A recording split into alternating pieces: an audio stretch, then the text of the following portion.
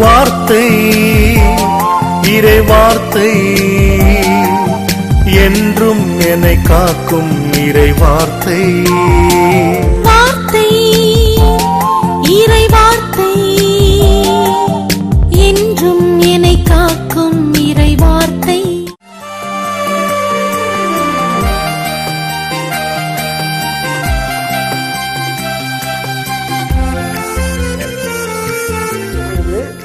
எடுத்துக்கொண்டு வருகிற பொழுது அந்த குப்பை தொட்டி அருகிலே வந்த பொழுது அந்த மகள் பாருங்க அந்த கத்தியை எடுத்து வெட்டிக்கிட்டே இருந்த பொழுது அந்த கத்தியும் கூட கொண்டு வந்துட்டாங்க. அப்போ இந்த தங்கச்சி அந்த கத்தி ஒரு பக்கம், அந்த குப்பை ஒரு பக்கம் எடுத்துக்கொண்டு அந்த குப்பை தொட்டியில கொண்டு போய் போட்டுவிட்டு திரும்பி பார்க்கிற பொழுது அந்த குப்பை தொட்டியிலே ஒரு மூட்டையை பார்க்கிறாள். என்ன, குப்பை தொட்டியில ஒரு நல்ல மூட்டை, ஒரு பெரிய சாக்கு மூட்டை இருக்கிறதே என்று சொல்லி ஓடோடி போய் அந்த குப்பை தொட்டியில் இருக்கிற அந்த மூட்டையை எடுக்கிறாள். எடுத்து பார்க்கிற போது அந்த மூட்டையிலே திறக்க முடியாமல் இருக்கிற அந்த கத்தி எடுத்து சரியாக கீறி பார்க்கிற போது அதுல பணத்தை பார்க்கிறார். அல்லேலூயா. இந்த பணத்தை பார்த்த உடனே இந்த தங்கச்சிக்கு என்ன செய்யணும்னு அந்த அம்மா ஒண்ணுமே புரியல. உடனே சொல்றா, ஐயோ இவ்வளவு பணமா, இவ்வளவு பணமா, இவ்வளவு பணம், ஐயோ பணம் பணம் என்று சொல்லி அந்த பணத்தை எடுத்து கையில வச்சுக்கொண்டு அந்த பணத்தை பார்த்து பேராசையிலே அவள் நின்று கொண்டிருக்கிற போது அம்மா என்ற ஒரு சத்தம் கேட்கிறது. யார் கூப்பிட்டாங்க? அவங்க அண்ணி வீட்டில் இருந்து அம்மா என்று கூப்பிடுகிற போது, இதோ வந்துட்டு அண்ணி என்று ஓடி வருகிறாள். ஓடி வருகிற பொழுது அந்த அண்ணி வெளியில வருகிறார். வெளியில வருகிற போது அந்த அண்ணியை பார்த்ததுமே இந்த கையில வைத்திருக்க அந்த பணத்தை பின்னாடி எடுத்து ஒளித்து கொள்கிறாள். அப்போ அந்த அண்ணி அந்த சகோதரி இடத்துல கேட்கிறா, அம்மா என்ன ஆச்சு, என்ன எடுத்து என்ன பண்ற நீ, ஏதோ எடுத்து ஒளிக்கிற மாதிரி இருக்கே, பின்னாடி என்ன பண்ற நீ என்று கேட்கிற போது ஒண்ணுமில்லை அண்ணி, ஒண்ணுமில்லை அண்ணி என்று சொன்ன பொழுது, அப்போ அல்ல நீ எதையோ பின்னாடி வைத்த என்று அந்த தங்கை இடத்துல இந்த அண்ணி சொன்ன பொழுது, இல்லை ஒன்று இல்லை அண்ணி, ஒன்று இல்லை என்று சொல்லி வருகிற போது நேரடியாக அந்த அண்ணி வந்து இல்லை என்று பார்க்கணும் என்று கிட்ட வருகிற போது அந்த அண்ணியினுடைய வயிற்றில இந்த கத்தியை எடுத்து அவள் குத்துகிறாள். அண்ணி ஐயோ என்று ஆளண்டு கீழே விழுகிறாள். பாருங்கள், இந்த பணம் அண்ணனும் தம்பியும் அங்கே போட்டுவிட்டு வந்து விட்டார்கள். இந்த குடும்பத்தில் ஒரு குழப்பத்தை உருவாக்கும், அன்போடு இருந்த குடும்பத்தை அன்பிலிருந்து பிரித்து விடும் என்று சொல்லி அந்த பணத்தை அங்கே போட்டுவிட்டு வந்தார்கள். மீண்டும் அதே பணம் இந்த குடும்பத்தில் பக்கத்தில் அந்த எல்லையிலே வந்த பிறகு மீண்டும் பாருங்கள், அன்னிக்கும் அந்த சகோதரிக்கும் இருவருக்கும் நிலையிலே ஒரு போராட்டத்தை கொண்டு வருகிறது. இன்று இந்த பணம் குடும்பத்திலே, இந்த செல்வம் குடும்பத்திலே ஒரு பிரச்சனைகளை கொண்டு வருகிற ஒரு மாபெரும் எதிரியாக, சத்ருவாக ஒரு உலாவிக் கொண்டு இருக்கிறது. அப்பேற்பட்ட ஒரு எண்ணங்கள் நம்முடைய இதயத்திற்குள்ள தூண்டுகிற அப்பேற்பட்ட பணம் நமக்கு எதற்கு? பணம் வேண்டும், ஆனால் பணமே வாழ்க்கை அல்ல, பணமே வாழ்க்கை அல்ல. அப்போ இந்த அண்ணி வயிற்றுல ஒரே குத்து ஏத்தி கொடுத்துனதுமே அம்மா என்று அவள் கதகிற போது அண்ணன் ஓடி வருகிறான். அம்மா என்ன ஆச்சு, தங்கச்சி என்ன ஆச்சு, அன்னைக்கு என்ன ஆச்சு ஓடி வரும் போது அப்பாக்குற, அண்ணா நான் அண்ணியை கொன்னிட்டேன்னா, அண்ணியை நான் குத்திட்டேன் என்று சொல்லி தன் வயிற்றிலே அந்த கத்தி எடுத்து குத்தி கொள்கிறாள். பாருங்கள், நிறை மாத கர்ப்பிணியாக இருந்த அந்த மகளுடைய வயிற்றில் இருக்கிற அந்த குழந்தையும் அந்த வாரிசும் அழிந்தது. இதைத்தான் ஆண்டவர் இயேசு சொல்கிறார்.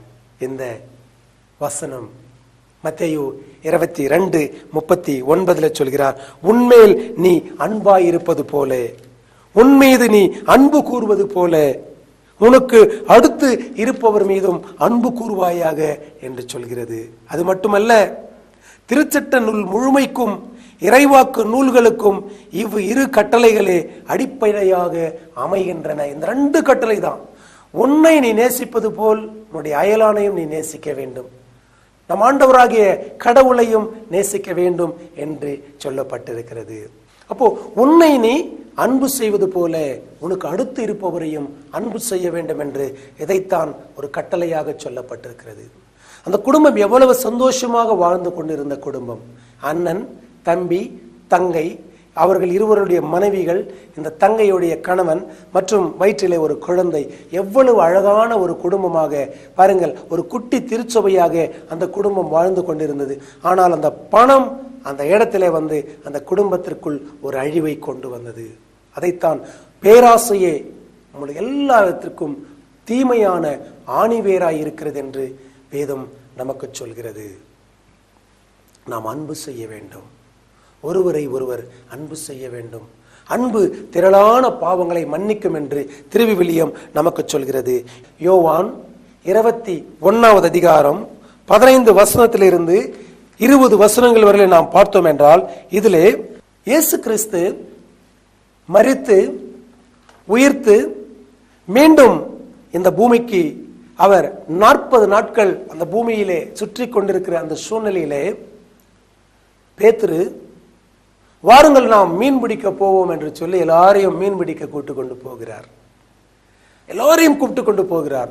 கடலிலே போய் மீன் பிடித்துக் கொண்டிருக்கிறார். அப்பொழுது இயேசு அந்த இடத்திலே வருகிறார்.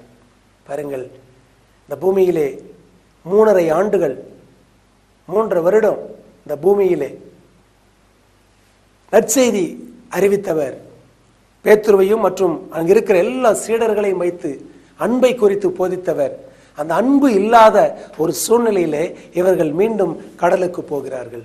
இயேசு கிறிஸ்து இருந்தா நல்லா இருக்குமே, இயேசு கிறிஸ்து இருந்திருந்தா நம்ம இன்னும் நல்லா இருந்திருப்போமே என்று நினைத்தார்கள். ஆனால் இயேசு இல்லை, இப்போ நம்ம என்ன பண்றது, வா மறுபடியும் மீன் பிடிக்க போவோம் என்று சொல்லி பாருங்கள், பேதுருவே மீன் பிடிப்பதற்காக தன்னோடு இருந்த எல்லா சீடர்களையும் கூட்டிக் கொண்டு கடலுக்குள் போகிறார். ஆனால் இயேசு ஒரு முறை ஒருவரை அழைத்தால், எந்த நோக்கத்திற்காக எந்த திட்டத்திற்காக அவர் அழைத்தாரோ அதை சொல்கிறது ரோமர் 8வது அதிகாரம் 28வது வசனம். மேலும் கடவுளிடம் அன்பு கூறுபவர்களோடு, அதாவது அவரது திட்டத்திற்கேற்ப அழைக்கப்பட்டவர்களோடு, அவர்கள் நன்மைக்காகவே ஆவியானவர் அனைத்திலும் ஒத்துழைக்கிறார் என்று சொல்லப்பட்டிருக்கிறது. அதாவது ஒரு திட்டத்திற்காகத்தான் ஆண்டவர் நம்மை அழைத்திருக்கிறார். சொல்லுகிறார், அவர் யார் மேல் அன்பு கொண்டிருக்கிறாரோ, அவர் யார் மேல் அன்பு செலுத்துகிறாரோ அவர்களை ஒரு திட்டத்திற்கென்று அழைக்கிறார். பேதுருவை அன்பு எவ்வளவுக்கு எவ்வளவு அதிகமாய் அன்பு செலுத்தினார் என்றால் அவ்வளவுக்கு அவ்வளவு அதிகமாய் பேதுருவை அன்பு செலுத்தினார். ஆனால் அந்த பேதுரு என்ன செய்தார்? இயேசு மரித்து உயிர்த்து விட்டார், எல்லாம் தெரியும், இருந்தாலும் அவர் கடலுக்கு போகிறார். மீண்டும் மீன் பிடிப்போம் வா என்று. இந்த பேதுருவை குறித்து நாம் யோசித்து பார்த்தோம் என்றால், லூக்கா 5வது அதிகாரத்திலே பேதுரு மீன் பிடித்துக் கொண்டிருக்கிறார். மீன் பிடித்துக் கொண்டிருக்கிற போது இந்த வலைகளை அலாசி கொண்டிரு ஒரு அந்த கடற்கரை ஓரமாக, அந்த ஏரி ஓரமாக நின்று கொண்டிருக்கிறார். இயேசு அந்த இடத்துல வருகிறார். வருகிற பொழுது பேதுரு இயேசுவை அண்ணாந்து பார்க்கிறார், இயேசுவும் பேதுருவை பார்க்கிறார். அப்போ பேதுருவுடைய மனநிலை எப்படி இருந்தது தெரியுமா? அதாவது இயேசு கிறிஸ்து தன்னுடைய வாழ்க்கையிலே முதலாக ஊழியத்திற்கென்று வருகிற பொழுது, இறை செய்தி நற்செய்திக்கென்று வருகிற பொழுது பேதுருவை முதலாக சந்திக்கிற அந்த இடம் கடற்கரை ஓரமாக இருக்கிற அந்த இடம். அந்த இடத்திலே பேதுரு வலைகளை அலசி கொண்டிருக்கிறார். அவர் சொல்லுகிறார், அந்த லூக்கா 5வது அதிகாரத்திலே 1 8 10 வசனங்களில் நாம் படித்தோம் என்றால், ராத்திரி முழுவதும் நான் பாடுபட்டு உழைத்தேன், ஆனாலும் ஒரு மீனும் எனக்கு கிடைக்கவில்லை, ஐயோ என்று சொல்லி நொந்து போய் அழுது கொண்டு புலம்பிக் கொண்டு வருத்தத்தோடு ஏக்கத்தோடு அந்த அலைகளை அலசி கொண்டிருக்கிறார். ஆனால் இயேசு கிறிஸ்து அங்கே வருகிறார். வந்து பேதுருவே சற்று உன் படகை உள்ளே தள்ளு என்று சொல்கிறார். பேதுரு இது பார்க்கிறார், நானே ராத்திரி முழுவதும் மீன் பிடிச்சு மீன் இல்லாம நான் கஷ்டப்பட்டு கொண்டிருக்கிறேன். குடும்பத்துக்குள்ள நான் போன மனைவி என்ன சொல்லுவாங்க, ஐயோ சொந்தக்காரங்க எல்லாம் என்ன சொல்லுவாங்க, நான் கஷ்டப்பட்டுக்கிட்டு இருக்கிறேன், ஒண்ணுமே எனக்கு கிடைக்கலையே என்று சொல்லி ஏங்கி கொண்டிருக்கிற அந்த சூழ்நிலையிலே இயேசு படகை உள்ளே தள்ளு என்று சொல்கிறார்களே, அதில் உட்கார வேண்டும், உட்கார்ந்து இறைவார்த்தையை போதிக்க வேண்டும் என்று சொல்கிறாரே என்று சொல்லி அவர் நினைத்து கொண்டிருக்கிற அந்த சூழ்நிலையிலே மீண்டும் சொல்கிறார், பேதுருவே உன் படகை சற்று உள்ளே தள்ளு என்று சொல்கிற போது ஒரு பதிலும் சொல்லாமல் அவர் அந்த படகை உள்ளே தள்ளுகிறார். அல்லேலூயா. அந்த படகு உள்ளே போனதுமே இயேசு கிறிஸ்து அந்த படகிலே அமர்ந்து கொண்டு ஒரு சுவிசேஷத்தை, நற்செய்தியை, இறை வார்த்தைகளை அறிவிக்கிறார். அப்பொழுது அவர் சொல்கிறார், ஒவ்வொருவரை இந்த அன்பை குறித்து அவர் பேசுகிறார். ஒருவர் அன்பு செலுத்துங்கள், நான் உங்கள் மேல் அன்பு செலுத்தியது போல நீங்கள் அடுத்தவரிடத்தில் அன்பு செலுத்துங்கள் என்று சொன்னபோது பேதுரு இதை கேட்டுக் கொண்டிருக்கிறார். ஆனால் பேதுருக்கு ஒரு பக்கம் ஒரு கஷ்டம் என்னவென்றால், ராத்திரி முழுவதும் நான் பாடுபட்டு உழைத்தும் ஒரு மீனும் எனக்கு கிடைக்கவில்லையே, ஐயோ நான் என்ன செய்வேன் என்று நினைத்துக் கொண்டிருக்கிற அந்த சூழ்நிலையிலே இயேசு சாமி தன்னுடைய இறை வார்த்தைகளை, தன்னுடைய பிரசங்கத்தை முடித்துவிட்டு பேதுருவை கூப்பிடுகிறார்.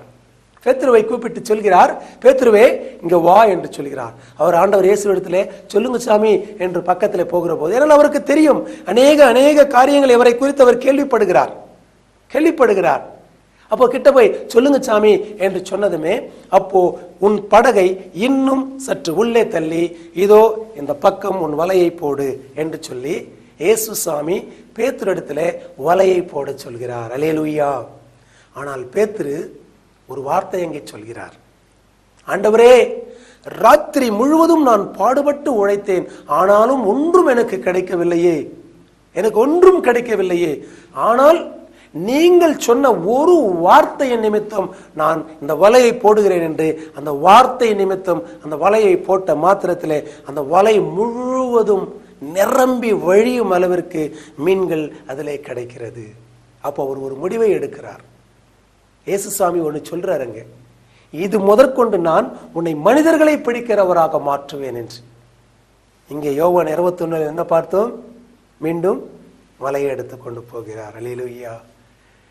வலையை போட்டுட்டு, ஆண்டவரே, நான் உன்னை பின்பற்றி வருகிறேன், எனக்காக என்ன கிடைக்கும்? நித்திய ஜீவன், நிலை வாழ்வை தருகிற வார்த்தைகள் உம்மிடத்தில் உண்டு என்று சொல்லி அவர் சொல்லுகிறார், நான் யாரிடம் போவேன்?